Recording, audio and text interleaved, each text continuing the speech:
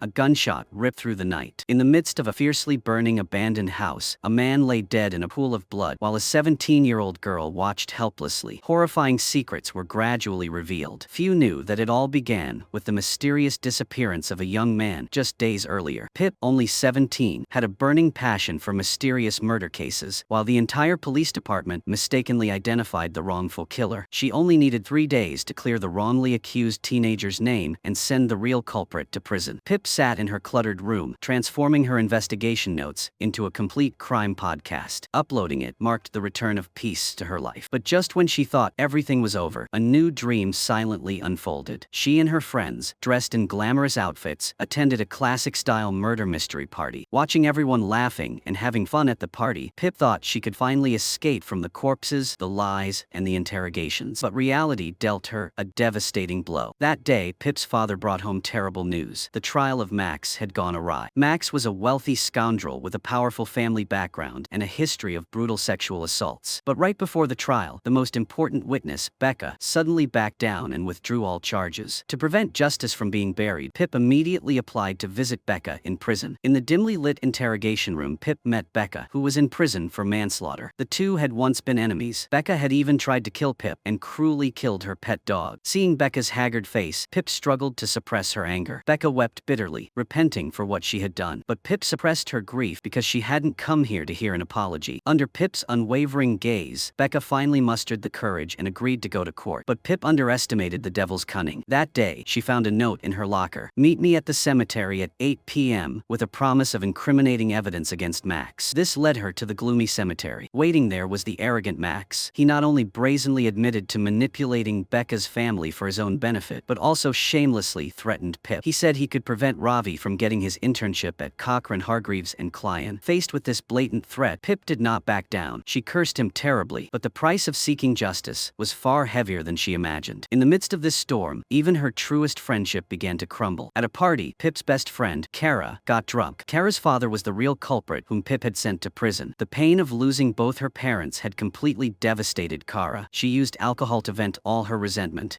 Kara's accusation was like a sharp knife piercing Pip's heart. Back home, Pip watched the podcast viewership skyrocket on her screen. Feeling suffocated and in pain, trembling, she moved the mouse cursor to the delete button. Just as she was about to press confirm, there was a sudden frantic knocking at the door. Connor stood at her door, his face filled with fear and anxiety, saying that his brother Jamie was missing. Jamie had been missing for almost 24 hours. Instinctively, Pip thought he might just have stayed overnight at a friend's house, but Connor desperately said that Jamie had no friends at all. Connor begged Pip to help him find Jamie. The trauma from the previous case made her hesitant to agree, but when she learned that she was the last person to see Jamie at the memorial service, an ominous premonition immediately struck her. Worried, Jamie was a crucial witness to testify against Max. With only 2 days left until the trial, Pip rushed to the police station to report her disappearance and recount her suspicions. However, the officers refused to open a case, citing insufficient time for the disappearance and the fact that Jamie was an adult. They even warned her against contacting Max during the trial. Pip was caught in a fierce internal struggle. If she did nothing, something would happen to Jamie? This thought shattered her last line of defense. She decided that she had to find Jamie herself, even if it meant risking everything. The first step in the investigation was verifying the alibi of the prime suspect, Max. Pip obtained information from Max's cousin and learned that he was at a golf club on Friday night. To obtain this evidence, Pip and Ravi used her father's membership to infiltrate the club. However, accessing the security camera footage proved difficult. The staff at Bar 3 refused, citing data protection laws. The two had to take a risk. Pip was tasked with lying about the teenagers causing trouble to distract security officer Stanley, while Ravi kept watch outside. Pip rushed into the security room and quickly found the 11:30 p.m. video on the computer. The screen showed Max, indeed, at the bar. At that moment, something happened to Ravi. He was being held captive by his boss at the law firm and couldn't escape. Stanley returned to the office and confronted Pip. She cleverly turned the tables, using his negligence at work as leverage. They reached a confidentiality agreement. Despite escaping harm, the investigation stalled. Max had an alibi, so the only remaining clue was lost. Disheartened, Pip turned to Connor and decided to restart her crime podcast to gather clues from across town. Under pressure, Connor finally reveals another secret. Before Jamie disappeared, he had tried to steal his mother's credit card, claiming he needed money urgently. This complicates the case. Two friends enter Jamie's room and try to hack into his computer to find more clues. While searching, Pip accidentally discovers a bracelet. toilet. Connor finds a crumpled piece of paper in the trash can. On it is written a strange name, Hillary F. Wiseman. Pip checks and finds that this woman died 60 years ago. Late at night, Pip records a new podcast episode publicly revealing all the suspicious points. But as soon as the show airs, she is targeted for revenge. Someone activates her car's alarm and leaves malicious curses on missing person flyers. The neighbor's front door camera captures a blurry shadow, but it's impossible to see who it is. The next day, the podcast provides a new clue. A listener revealed that before Jamie disappeared, he had argued with a blonde girl at a memorial service. Pip recognized the girl as Nat, Jamie's ex-girlfriend. At the same time, Max's trial began. Becca bravely took the witness stand. However, under sharp questioning from the defense lawyer, she admitted she hadn't seen the killer. The credibility of her testimony significantly diminished. Pip found Nat before she appeared in court herself. Facing questioning, Nat and her boyfriend, Luke, denied everything. She insisted she hadn't spoken to Jamie that night at all. But just as Pip was about to leave, Nat chased after her and confessed everything. It turned out Nat suspected Jamie had started using drugs again, leading to an argument. During the argument, Jamie seemed to have seen someone. He said, "I have to go," and hurried away. The clue once again pointed to a mysterious third party. Just as Pip was about to return to court, her neighbor Charlie spoke to her. He said he had reviewed the security camera footage earlier and discovered a horrifying scene. On the night of the mysterious murder party, a dark figure sneaked into Pip's house through the window. He was only inside for 40 seconds and didn't take anything valuable. He only took a worthless bracelet. That bracelet was the same one Pip had just found in Jamie's room. The mysterious intruder was Jamie. When Pip arrived at court, she found her boyfriend waiting to accompany her. Ravi had even lied to the law firm and taken leave. Pip was touched, but she also expressed her worries. She said she had a complete audio recording in which Max confessed to his crime. This recording also contained evidence of Naomi's guilt. Submitting the entire recording would implicate Naomi. If the relevant content was removed, the recording might lose its evidentiary value because it would be incomplete. Ultimately, Pip did not submit the recording, but relied solely on testimony, repeating what Becca had told the jury. Becca stated that Max had drugged her with Rohypnol and raped her. Her sister Andy was the one who supplied the drug. Pip exposed the entire process of Max using the sedative on Becca and committing the assault. However, the defense attorney did not refute Max's statements, but instead seized on the fact that 6 months had passed, suggesting Pip's memory might be flawed. They therefore doubted the veracity of her testimony. Faced with this provocation, Pip claimed she had recorded the incident. She even offered to play the recording in court. Max's lawyer immediately objected. The judge, citing the lack of a submitted recording as evidence, ruled the objection valid and ordered the jury to disregard the statement. Immediately afterward, the lawyer began attacking Pip's character. The defense attorney seized upon Pip's undercover and surveillance activities during the investigation, claiming it was a fabricated story orchestrated by a teenage girl with a morbid obsession with Max. A classic case of ostracism. The focus of the case was completely diverted, shifting everyone's attention to why Pip was investigating Max. After the trial ended, Max arrogantly provoked Pip outside, implying he knew Ravi had lied to the law firm. Just then, Connor called with even worse news. His mother had discovered a bloodstained shirt under the bed. Everyone rushed to Jamie's house, and upon reviewing a family photo, Pip noticed a knife missing from the knife rack. Each suspicious clue created an incredibly tense atmosphere. Pip analyzed the bloodstain, concluding it could be from someone else, and couldn't prove it belonged to Jamie. The life-or-death situation Connor had mentioned earlier was likely related to drugs. The clue once again pointed to the drug dealer, Howie, who had just been released from prison. Because Pip had previously sent Howie to jail, this contact could only be handled by Connor. Pip and Ravi directed him remotely via earpiece. Connor risked everything, posing as a drug buyer to approach Howie. To avoid being exposed, Connor even researched a lot of drug slang online beforehand. Connor's clumsy acting rendered the two people in the car helpless. Howie, of course, saw through Connor's disguise, but he still answered Connor's questions. Jamie didn't owe him any money, and they hadn't seen each other in a long time. Just when Connor thought the mission was complete, Howie discovered the listening device on him. Howie pinned him down in the car. Pip immediately jumped out to rescue him. She explained that they were only looking for Jamie, who had gone missing. Howie released them and gave them a shocking clue. Pip's friend, Kara, owed him £50 for drugs. If Kara didn't pay, he would personally come to her door. Pip immediately confronted Kara. Kara had used drugs at the wild party the night Jamie disappeared. Pip wanted to know where the drugs were hidden. A heated argument ensued. In the ensuing chaos, Pip retrieved Jamie's power bank from Kara's jacket. This confirmed that Jamie had indeed attended the wild party the night he disappeared. However, Kara, under the influence of drugs, had no recollection of it. Pip criticized Kara for wasting precious time. Kara, in turn, Dan, accused Pip of investigating the case without caring about the lives of her friends, repeatedly putting them in danger. Kara's accusations were like a knife to Pip's heart, but Jamie had been missing for over 72 hours, leaving her no time to process these emotions. She restarted the podcast, calling on the entire school to provide photos and videos from the night of the party. Hundreds of videos and photos quickly flooded the inbox. At the same time, the trial was entering its final stages. The crucial witness, Jamie, still hadn't appeared. The prosecution had finished presenting its evidence. Max sat in the defendant's chair, a confident smile on his face. Pip knew the only thing she could do now was to trace Jamie's movements before his disappearance from these images. After a long period of comparison, they finally pieced together his whereabouts that night. First, he went to the party and gave Kara a power bank. Then he anxiously searched for someone in the crowd. Suddenly, the handwriting on someone's hand in the frame caught their attention. Pip recognized it as her friend Ruby's handwriting. Immediately afterward, they heard Jamie's voice on the phone from another video clip. His tone was extremely panicked. Who was he talking to? Pip sought out Ruby to verify the situation. Ruby recalled that Jamie had indeed suddenly stopped her at the party that night. But he didn't call her Ruby, he called her Layla. He even said he had followed her from the memorial service to here. At the time, she just thought he was high on drugs and acting stupid, so she cursed him a few times and left. Hearing this, Pip finally connected the clues. Jamie hadn't mistaken her for someone else. Someone had stolen Ruby's photos and created a fake account under the name Layla to frequently chat with Jamie. Pip concluded that this Layla was the real culprit who kidnapped Jamie. To lure the culprit out, they decided to set a trap. They used Ravi's photos to create a fake dating app account and began searching for Layla in the vicinity. After a while, the account that stole Ruby's photos finally appeared. This person was less than 1 kilometer away from them. In other words, the person manipulating Jamie was very likely nearby. Pip used an anonymous account to send a greeting to Layla. The wait for a reply was agonizing. At this time, Max's cousin Robin also arrived at Pip's house. She shrewdly noticed his strange behavior. It turned out that Max thought Pip didn't have a backup copy of the audio recording, so he sent Robin to destroy the evidence. After a struggle, everyone chased Robin out of the house. Just then, Pip's phone lit up. The screen showed Layla typing a message. Everyone immediately fell silent. However, the message that appeared on the screen stunned everyone. It simply read, "Hello, Pip." Immediately afterward, a location information appeared. The location was the cemetery behind the church. They immediately grabbed flashlights and ran there. Just when they thought it was Layla's prank, some people discovered a note on a tombstone. It said, "Count to the left, the 11th. Pip lowered his voice and counted to the left. Finally, she stopped in front of a bouquet of fresh flowers. A pink card was tucked inside. It bore strange writing, but Connor glanced at it and recognized the clue. It was the reverse writing style Jamie loved to use since he was a child. It translated to, "Jamie loves Layla." Beneath the flowers lay 900 pounds. This proved Jamie had indeed come. He had brought all his possessions to the meeting point, but the woman called Layla hadn't shown up to collect the money. Just as the three of them were wondering what to do, a bright light suddenly swept across. It turned out to be an employee of the Gold Stanley Club. This usually timid man now wore a guilty expression. It turned out that the camera footage Pip had checked earlier wasn't from that night at all. Max had forced Stanley to replay footage from several months prior in a loop, altering the camera's date to create an alibi. This means that on the day Jamie disappeared, Max's true whereabouts were completely unknown. So why would Max lie? At this moment, Max was facing something even more terrifying than judgment. While cleaning his room, his mother found the drug he used to drug girls. Only now did she finally see what kind of person her son truly was. Facing his mother's furious accusations, he still tried to justify himself. He even blamed the source of his crimes on his family environment. His mother desperately scolded him as a coward and clearly stated that she would absolutely not testify falsely in court for him. One moment he was arrogant and defiant, but the next he was drained of strength, collapsing weakly onto the stairs. Meanwhile, Pip's group was at the bar discussing something. After seeing Dan arrive, they decided to tell him everything. Someone had witnessed the night Jamie disappeared. He had gotten out of Dan's car. Furthermore, Jamie's blood was still visible on the car seat. Facing Pip's questioning, Dan confessed everything. The bloodstains in the car weren't Jamie's, but Dan's own. It turned out that among the girls Max had assaulted was Dan's sister, Nat. Max had used this as leverage to force Dan to use his police status to pressure Jamie into withdrawing from the trial. Dan didn't want his sister to be further troubled by the scandal, so he complied. However, Jamie didn't obey in the car. He punched Dan hard, and the bloodstains in the car were left as a result. At this point, Pip understood completely. From beginning to end, Max had been manipulating the witness. She absolutely would not allow Max to continue to operate outside the law. Pip conspired with Dan to set a trap for Max. On the way to court, Dan drove the police car into an abandoned abandoned warehouse. Faced with Pip's intense questioning, Max completely denied his actions. But under her relentless questioning, he finally revealed his whereabouts on Friday night. That day, he went to the train station to buy drugs, and at midnight saw Jamie walking alone on Weaver Street wearing a black hoodie. Pip immediately felt something was wrong because Jamie had clearly been wearing a red shirt before disappearing. This interrogation yielded no conclusive evidence. To prevent the matter from being exposed, Dan had to take Max to court, but Max's testimony still made Pip suspicious. After returning to Jamie's house, Pip and Connor decided to look for answers in Jamie's computer. She tried typing the song title in reverse, and unexpectedly, it actually unlocked the computer's password. But when the browser history was opened, everyone's hearts sank. In the 3 days before his disappearance, Jamie had been constantly searching for deadly topics like brain tumors and brain cancer. Jamie's mother broke down on the spot. She vehemently denied that her son had a terminal illness. Pip opened Jamie's smartwatch data. The graph on the screen clearly recorded his activity trajectory that night. If he had indeed gone home and changed into a black hoodie, the timeline would have perfectly matched. But when Pip switched to the heart rate monitor, the entire room fell into a deathly silence. The heart rate graph on the screen showed Jamie's heart beating violently late at night, then at a certain point, suddenly becoming a straight line. This meant Jamie's heart most likely stopped beating at that moment. Jamie's glimmer of hope for survival was fading. Meanwhile, in court, Max was defending himself. Hearing his extremely moralistic defense, Ravi finally couldn't take it anymore. He angrily slammed the door and left. Outside the courthouse, Pip was gradually sketching a picture of Layla. She sought out Professor Clark, who had also spoken with Layla. By cross-referencing the conversational details, Pip discovered that Layla's target was not a random choice. His prey was extremely clear. 29 years old, white, brown-haired, and even quite similar in appearance. Furthermore, Layla's excuse for seeking sympathy was that she had a brain tumor. This perfectly explained why Jamie was searching for information about brain tumors. Based on the last 1,800 steps recorded on Jamie's watch, combined with the starting point on Weaver Road that Max provided, Pip mapped out a possible search area. That area was the abandoned ruins where countless wild parties had taken place. Pip mobilized students from across the school to help with the search. She even used life or death threats to force the owner of a private farm to let them pass. A large group of people conducted a wide-ranging search. As time passed, a scream suddenly echoed from afar. Pip's heart tightened. Everyone immediately rushed towards the source of the sound. In the pile of rubbish next to the abandoned building, they found the missing vegetable. Late at night, Pip and Ravi arrived outside the abandoned farm. A brand new padlock hung on the door. This further convinced them that something was hidden inside. Just as they were about to cut the fence, Connor suddenly appeared. After some discussion, the three decided to act together. They pried open the door and entered the gloomy building. They hadn't gone far when they discovered a box in a corner. Inside were empty bags of drugs and a cell phone. Clearly, this wasn't an ordinary abandoned house. Someone had used it as a meeting place. Jamie's urgent need for £900 before his disappearance was most likely to meet the man upstairs and conduct a transaction with the drug dealer Howie. From their conversation, Pip gradually realized that Howie owed him £900. This money was the same amount Jamie had borrowed before he disappeared. Seeing the transaction concluded and the man preparing to leave, Pip couldn't wait any longer. She led her friends out. As soon as the man realized he'd been discovered, he turned and fled. A thrilling car chase ensued. Pip slammed on the gas pedal, relentlessly pursuing the car in front. After several near misses, she finally lost sight of her target. After calming down, Ravi criticized her for being too reckless and almost killing everyone. Connor said he'd seen the car, a white BMW. Nat's new boyfriend, Luke, drove a white BMW. The person who had just fled the abandoned estate was most likely Luke. Just as Pip was about to investigate Luke, she received a phone call that completely shattered her. Max had just been acquitted of all charges. The successive blows caused Pip to lose control completely. The next day at school, she saw Max's friend drawing obscene pictures on the locker and brazenly taunting her. Pip lunged at him and choked him until a teacher pulled her away. As a result, she was suspended for 3 days. She also had a huge argument with her parents. Desperate, she screamed that the truth didn't matter at all. She locked herself in her room, refusing to communicate with anyone, including Ravi, who was always there for her. The TV news reported that the police had found the body of a young man in the woods by the highway. The identifying features and age matched Jamie's perfectly. Luckily, it wasn't Jamie. This news immediately pulled Pip back from the brink of collapse. The next day, they went to see Luke. Pip offered £900 as leverage to force Luke to reveal what had happened that night. Finally, he admitted he had met Jamie that night, but the situation was stranger than they suspected. It turned out Jamie had always been using the identity of a woman named Layla to operate online. On the night of the disappearance, Jamie had impersonated Layla to arrange a meeting with Luke. Luke. After they met, Jamie only said one cryptic sentence to him: "Child Brown is sick." Then he ran away. Luke thought he was being pranked, so he chased after Jamie for a short distance but couldn't catch him. The 900 pounds were also taken by Jamie from Luke. Pip shrewdly realized Luke might have misheard. What Jamie said was probably not Child Brown, but Child Brunswick. This name reminded her of a documentary about a serial killer named Brunswick, a monster who had committed numerous child murders over 10 years ago, and his son, Child Brunswick, had helped him manipulate his victims. After the case ended, Child Brunswick was protected by a witness protection program. If he was still alive, his current age would be exactly 29. This perfectly matched the characteristics of the target Layla had been aiming for. Pip finally realized Layla wasn't just casually flirting online. He had been searching for the rebranded and hidden Child Brunswick. The boy had used a false identity to approach Luke, but he discovered Luke wasn't the target. Therefore, the next person Jamie met that night was most likely the real Child Brunswick. To uncover this hidden demon, they frantically searched online for clues. Finally, in an unremarkable forum post, they found crucial information. Someone claimed Child Brunswick was living right in their town, and that Howie knew his true identity. Howie was the man who had made the deal with Luke earlier. At this point, the clues were completely closed. Pip looked at the documents plastered all over the walls, her eyes becoming incredibly determined. She knew she had found the key to solving all the mysteries. Pip had locked onto Stanley as her target. This 29-year-old man not only reacted slowly to his own name, but Pip also caught him and Howie making a private deal. All of this made him perfectly fit the description of Child Brunswick, because the last person Jamie must have seen before disappearing was very likely him. This time, Pip wasn't going to wait for the police. She wanted to use her own methods to uncover the truth. Pip disguised herself as Layla to lure Stanley out of his house. Connor sneaked into his house to search for Jamie. Ravi was worried that Pip facing Stanley alone was too dangerous, so he suggested asking Kara for help. Pip then sought out Kara. Although there was still a distance between them, Kara chose to participate because she wanted to find the truth. Connor and Ravi hid near Stanley's house. Pip picked up her phone and sent a message using Layla's identity. Shortly after, Stanley left the house and headed towards the farm. Overwhelmed with worry for Jamie, Connor disregarded the arrangements and rushed straight to Stanley's house. The two arrived at the door, but found both the front and back doors completely locked, making it impossible to get in. Stanley was about to arrive at the meeting point, but they couldn't find the room key. In desperation, Ravi picked up a rock and smashed the glass on the door. Hearing the sound from the walkie-talkie, Pip's heart, which had been pounding, calmed down a little. To buy Ravi and Connor time, she decided to get out of the car herself to keep him occupied. Soon after, she ran into Stanley at the farm. His eyes were filled with fear as he mistook Pip for Layla. Pip confessed that she wasn't Layla. She only wanted to find Jamie. But Stanley's next words completely changed the situation. It turned out he was the victim. Last Friday, Layla had arranged to meet him there, but the person who showed up was Jamie. As soon as Jamie saw him, she attacked him like a madwoman, constantly shouting that she wanted to kill him. During the fierce fight, Stanley, in self-defense, knocked Jamie unconscious. Fearing his Child Brunswick identity would be revealed, he didn't dare call the police and instead kept Jamie captive in his house. Just then, Ravi's voice suddenly came through Pip's earpiece. They had found Jamie. The joy of reuniting with a loved one dispelled all fear. But it wasn't over yet. Stanley said he couldn't let Jamie go before he found the real Layla, because he wasn't sure if Jamie still posed a threat. Jamie unexpectedly agreed. He begged Connor to leave first and assured him that he was safe. While Pip was trying to convince Stanley to cooperate, Kara, worried about Pip's safety, went inside the house. As she entered the door, footsteps suddenly echoed. It was Charlie, holding a gun. He asked if she was Layla Mead. It turned out that all of this was a meticulously planned revenge. The picture of his granddaughter on his desk was actually his twin sister, Emily. 19 years ago, young Stanley, under his father's coercion, seduced Emily, leading to her brutal murder. Emily's disappearance haunted Charlie, and he spent years searching for Child Brunswick. Pip's investigation coincidentally led him to his final target. The truth was revealed. Charlie raised his gun. While Charlie wasn't paying attention, Pip used her phone to call the police. The scene immediately descended into chaos. In the final confrontation, Pip shielded Stanley and desperately pleaded with Charlie, telling him that Stanley was just an innocent child. A flicker of emotion appeared in Charlie's eyes. Just when Pip thought her plea had worked, Charlie pulled the trigger without hesitation. Stanley fell to the ground with the gunshot. Fresh blood instantly stained his shirt. Charlie's wife, Flora, set fire to the house to cover up the crime. The flames blazed fiercely and the air raid sirens wailed. But it was too late. Stanley's breathing grew weaker and weaker. In his final moments, Stanley told Pip that his real name was Jack Brunswick, but he preferred the name Stanley. After paramedics arrived, Stanley was pronounced dead at the scene. That was the end of it, but Pip was consumed by overwhelming self self-reproach. She returned to her family and friends, but the fire, the gunshots and Stanley's voice before he died kept replaying in her mind. 2 weeks later, at Stanley's funeral, cruel words appeared on the wall. "Child murderers, go to hell." Seeing those words, Pip couldn't bear it any longer. She immediately lost control of her emotions. Later, at a friend's birthday party, everyone was celebrating, but Pip sat amidst the crowd, feeling as if she were separated from everyone by a pane of glass. She apologized to Kara. She felt she had ruined everyone's lives. Kara hugged Pip and told her that she wasn't the destroyer. She was family, someone who could continue living with them. This brought Pip a little warm. Back home, Pip looked at the open window and the computer on. It seemed to hint that the investigation into this murder case would continue on her in a different way. The film ends here. Thank you for watching. Goodbye, and see you again.